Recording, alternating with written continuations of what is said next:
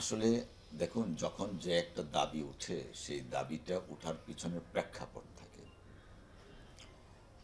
সবসময় একটা কথা আমাদের মনে রাখা উচিত বলবো আমি, যে সংবিধানের প্রয়োজনে মানুষ নয়, মানুষের প্রয়োজনে সংবিধান। অর্থাৎ আমাদের 18 কোটি মানুষ, তাদের যে চাহিদা, তারা কিভাবে চান। পাশাপাশি দ্বিতীয় স্বাধীনতার পরে ছাত্র জনতার যে গণ অভ্যুত্থান, সেই গণ অভ্যুত্থানের একটা আইডিওলজিক্যাল পজিশন ছিল। Design, elegance, beauty, সেরা পণ্য সবার জন্য। Jevico.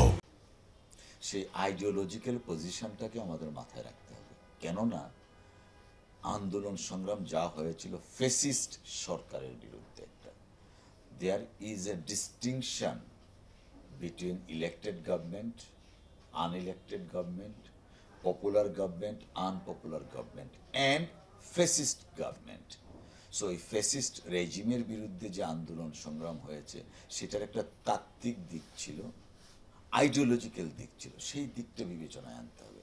পাশাপাশি সরকার বিরোধী আন্দোলন করতে গিয়ে বিএনপি নেতৃত্বাধীন যতগুলো রাজনৈতিক সংগঠন ছিল, প্রত্যেকটা রাজনৈতিক সংগঠন সমন্বিতভাবে 31 দফা রাষ্ট্র মেরামতের রূপরেখা প্রণয়ন করা হয়েছে। এবং সেই 31 দফা রাষ্ট্র মেরামতের রূপরেখায় প্রথম দফায় ছিল সংবিধান সংস্কার কমিশন একটা গঠন করা হবে, প্রথম দফা।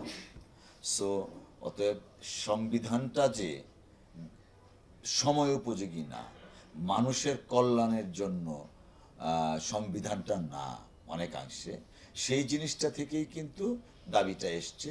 এবং বিএনপি নেতৃত্বাধীন সমস্ত রাজনৈতিক সংগঠনের যে ম্যানিফেস্টোটা আছে রাষ্ট্র মেরামতের 31 দফা, সেই 31 দফার প্রথম দফাটাই হচ্ছে সংবিধান সংস্কার কমিশন একটা গঠন করা হবে।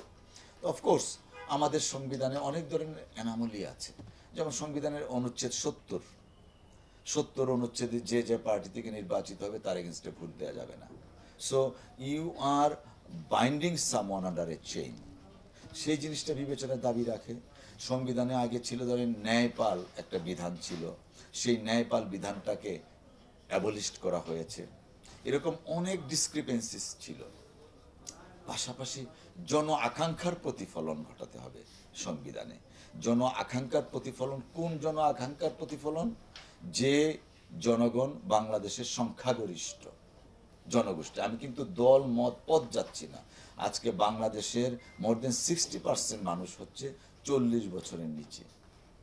তো তাদের যে আকাঙ্ক্ষাটা, যারা এই ফেসিবাদকে হটানোর জন্য সর্বোচ্চ ত্যাগটা করেছে, আবু সাইদ বুক পেতে দিয়েছে, আমাদের পানি লাগবে পানি, মুগ্ধের সেই কথা। তো সেই সমস্ত জিনিসগুলা বিবেচনা নিয়ে রাষ্ট্র কাঠামো পরিবর্তন করতে গেলে সংবিধান সংস্কার অতীব জরুরি। আমাদের দেশে যেমন এতদিন কেন ফেসিজম এসছে, এক ব্যক্তির শাসন চলছিল। আমাদের পার্টির পক্ষ থেকে কালকেও আমাদের ভারপ্রাপ্ত চেয়ারম্যান মহোদয় বলেছেন যে দুই টার্মের বেশি কেউ প্রধানমন্ত্রী থাকতে পারবে না। এটা আমাদের political commitment towards the Bangladesh politics. So এই যে 2 টার্মের বেশি থাকতে পারবে না, এই জিনিসটা কিন্তু সংবিধানে নেই। তত্ত্বাবধায়ক সরকারের রূপরেখা, সেটাও সংবিধানে নেই।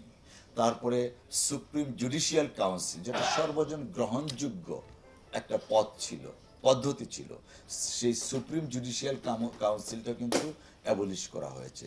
অর্থাৎ সংবিধানের যে মৌলিক কাঠামো, যে কাঠামোর উপরে ভিত্তি করে জন আকাঙ্ক্ষার প্রতিফলন ঘটবে, সেই আকাঙ্ক্ষার প্রতিফলন ঘটানোর জন্য সাংবিধানিক সংস্কার প্রয়োজন, ম্যান্ডাটরি, অপরিহার্য। আজকে এটাতেই থাকি। Thank you.